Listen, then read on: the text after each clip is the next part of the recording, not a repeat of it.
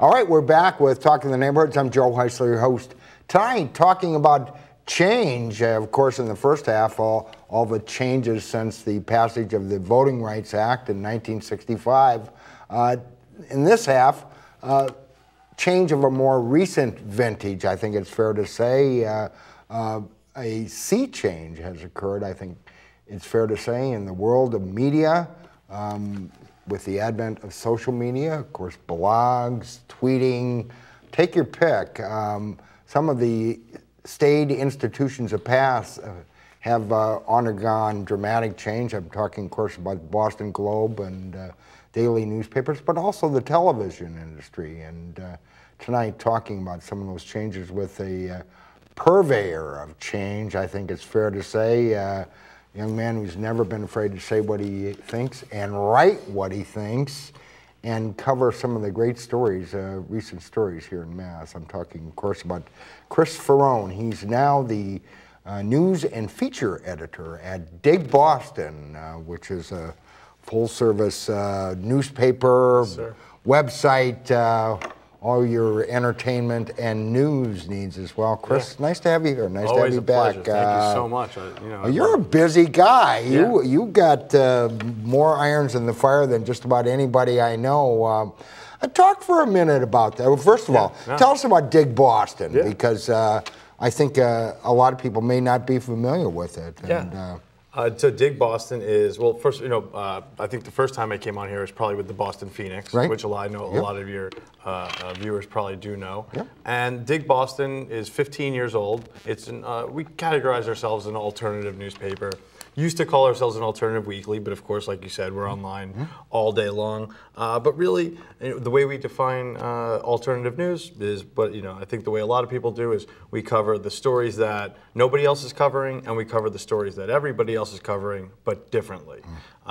Sometimes we cover the media itself. I write a column called Media Farm, and we beat up on the media a lot. But I'm fair, I hope, and I always do admit that we're lucky that we can actually pull back. In a climate where everybody's running full speed, sure, we break stories too. From lifestyle, new restaurant stuff to surveillance and really heavy news. At the same time, we do features, long-form stuff, and multimedia projects in which we really pull back and look at a bigger situation. Multi-part stories on everything from gentrification and development, Boston Redevelopment Authority stuff, to really some of the kind of deep arts coverage that the Phoenix used to do. Profiles. A lot of great entertainment clips, if nothing else. Now, take your experience, because you covered, and Dig Boston isn't brand new, it's been around, but it's changed, as has the entire kind of media landscape changed. And of course, in my mind, the demise of the Phoenix really kind of was the signal that things will never be the same in this world. And how should people kind of deal with that? Bloggers are journalists now, and they certainly, a lot of them have opinions, and you do as well. But the whole nature of journalism has changed, hasn't it? Absolutely. I think that we talk about the Phoenix, and it's not just us. It's several years later now. It's 2.5 years later, and what we see is a missing space in the middle of the journalism landscape here. And what's on each side? So we have the community outlets from where we are right here. So I would put Dig Boston there.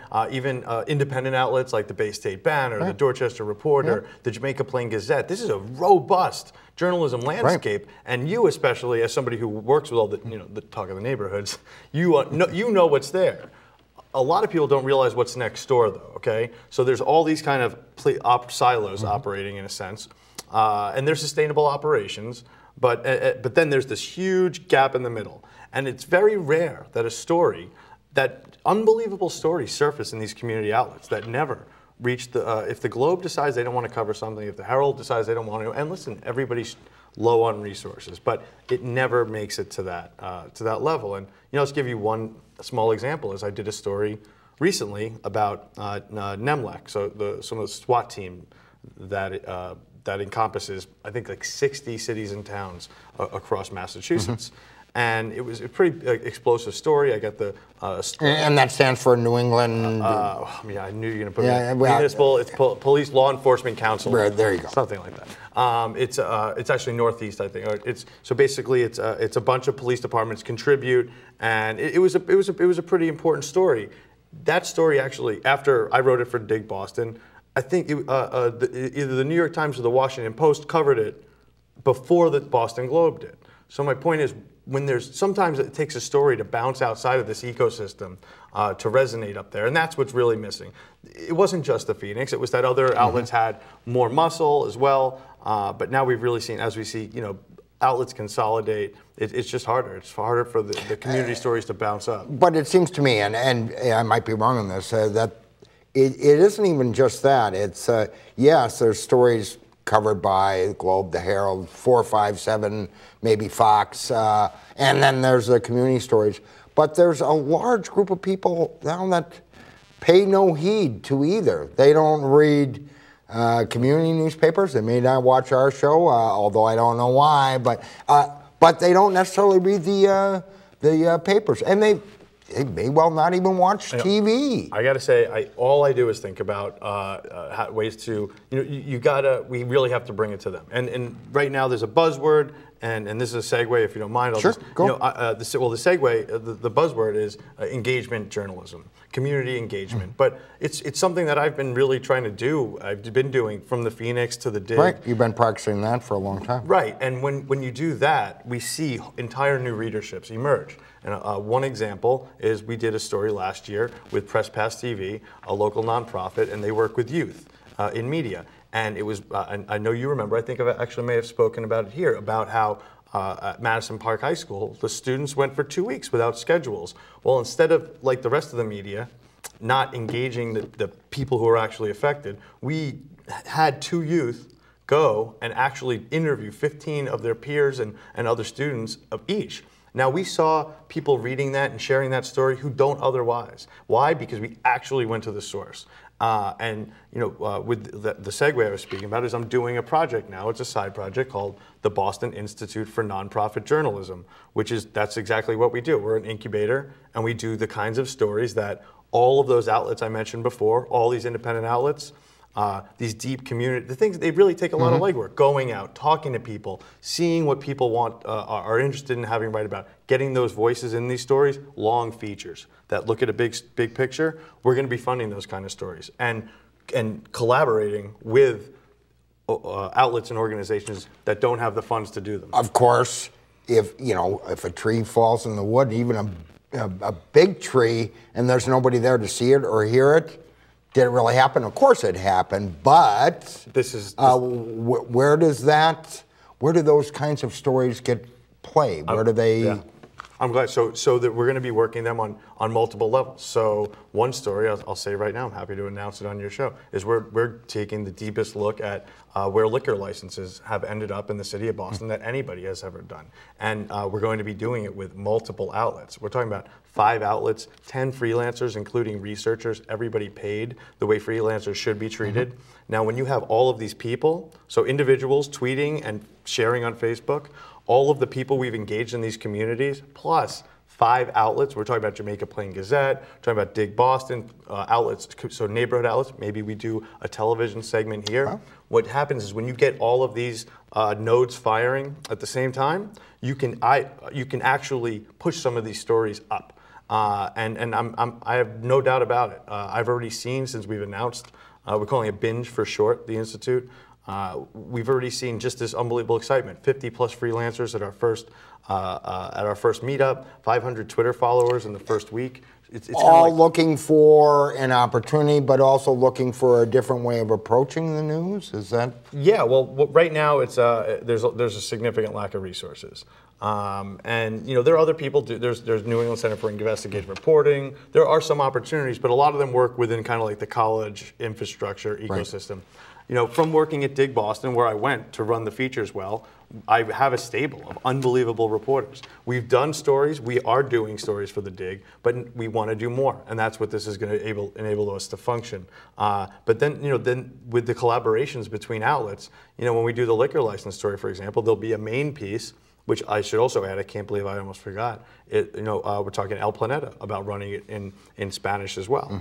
Now, when we have all of these different communities finally seeing how this story is, this story, how it affects East Boston, affects Dudley Square, similar story, but we'll have different parts. Now, as far as our site, which is this gorgeous site, bingeonline.org, that's where you'll be able to find the links to all of this. No pun intended, right? No, yeah, just get into it, yeah. Sorry, on liquor license. Well, and it raises an interesting point, because, of course, Darnell Williams was here earlier, and we were talking about it. And we were talking about how, I mean, there's been, over the years, over the decades, over the centuries, horrendous stories of police brutality, police conduct issues, shootings, but it never kind of broke the surface, and it never kind of raised its head the way it is now. Of course, there's been some particularly egregious examples here of late. Of course, today is the one-year anniversary of Ferguson and the killing of Michael Brown there. But a story like that, and are we likely to see some of those kinds of stories? I mean, right now, of course, the City Council is considering a bill that would require body cams. Right. Boy, you raise that issue, you get people on both sides of it. I know that's something, because you followed the whole Occupy movement. You saw some of the different ways that police dealt with the Occupy movement. Very different in Boston than in Oakland, obviously, and other parts of the country as well.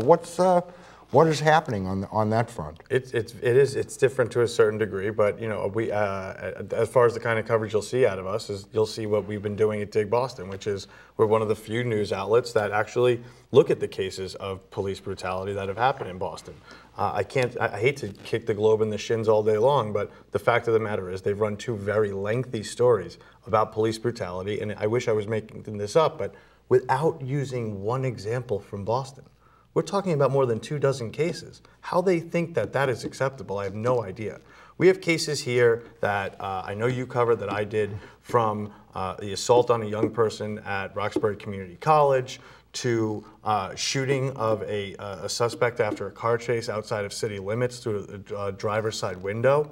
A number of cases that deserve the kind of attention, especially from an outlet with the resources that the Globe has. What's different though? Why hasn't that kind of broken into the national consciousness? And maybe it's not a national story, but maybe it is. Oh, it is. No, of course it's a national story. Is it so different than? Of course it's a national story. I'm just saying that what great journalism, I believe, what great localized journalism does is takes that national story, which clearly there's a lot of that conversation.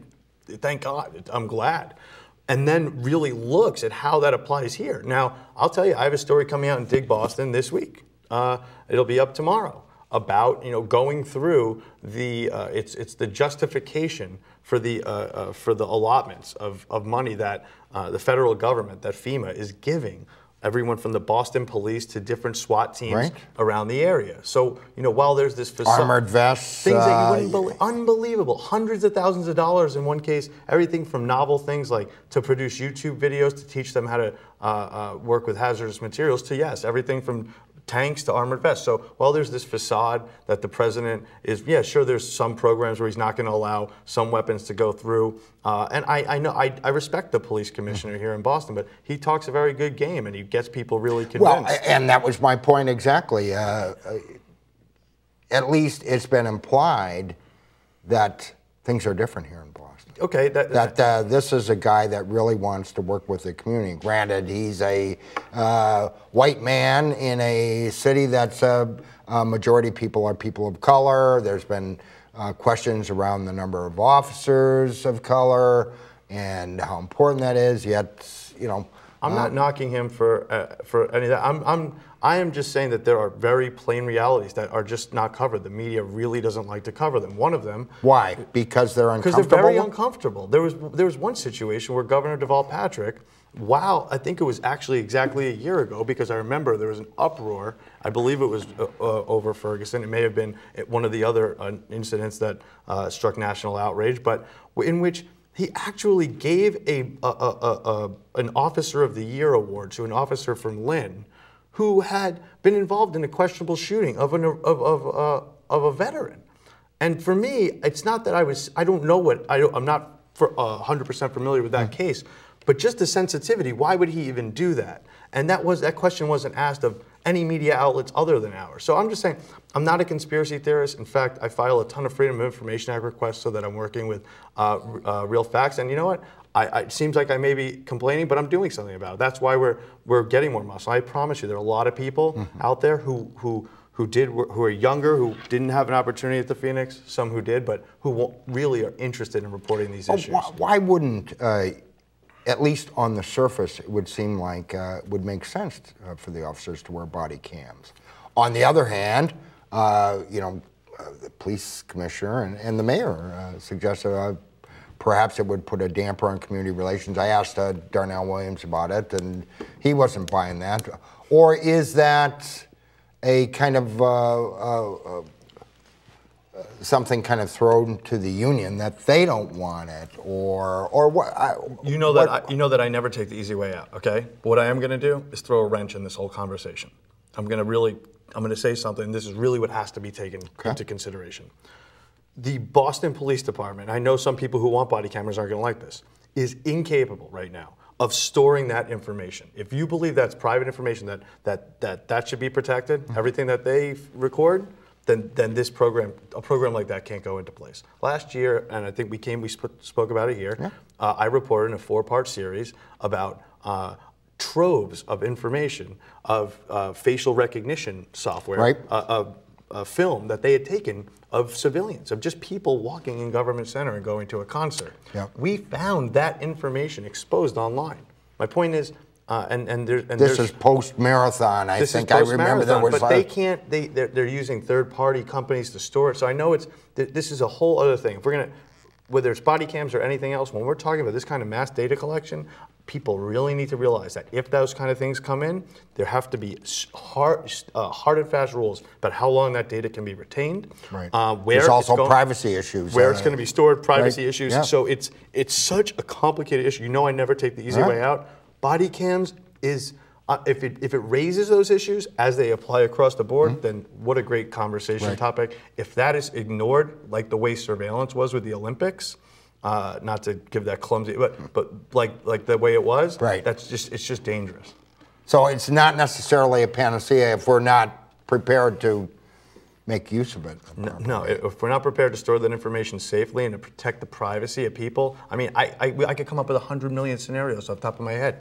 If a police officer comes in your house, it turned out to be an accident. They weren't supposed to be in there, but they filmed everything going on in your house. I mean, it never ends. The examples of where this could get very dicey. Be careful what you wish for. Be careful what you wish for in this regard. And by the way, I just have to say, I'm not against the idea of cameras. I think, of course, we've seen dash cams. I mean, there's so many good things. It illuminated a couple of cases where the officer said one thing, the camera showed something else. So absolutely, I'm in a situation myself with New York Police Department where we're now on our 3rd video that shows that my side of the story is the one. So they're still not buying. All right, we've got just a minute or two left. Yeah. I've got to ask you, how will the alternative media, and I don't mean to lump you all in together with everyone, kind of cover the presidential race? How do they handle the Boston 2024? Marty Walsh, who was out front on it, all of a sudden was the guy who pulled the plug, and Is he now the hero for those that opposed it? Do you know what I mean? Like, I still respect the mayor, but he's not. The dig was the first to come out, and nobody's contested me on this. We were the first to come out against the Olympics. We were the first to write opinion after opinion about it, and to do a lot of research. We're still the only outlet to report that the Boston Redevelopment Authority owns a part of Wydett Circle. Why others are reluctant to report this, it's driving me out of my mind. But so as far as that, I just think let's be careful. Also, let's be careful what we wish for. Let's not just say, oh wow, they already made a plan for a whole part of Boston. Let's look at that plan. As far as the national election, hey, we're right here over the border. I wrote a column about national politics. You can't avoid this stuff. Not that you'd want to.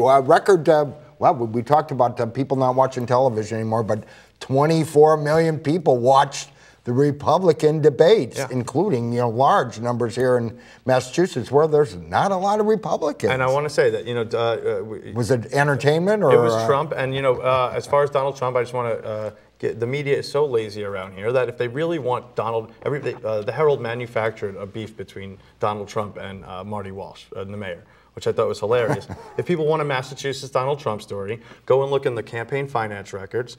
The Trump Network is a Massachusetts-based company that sells diet pills and snake oil.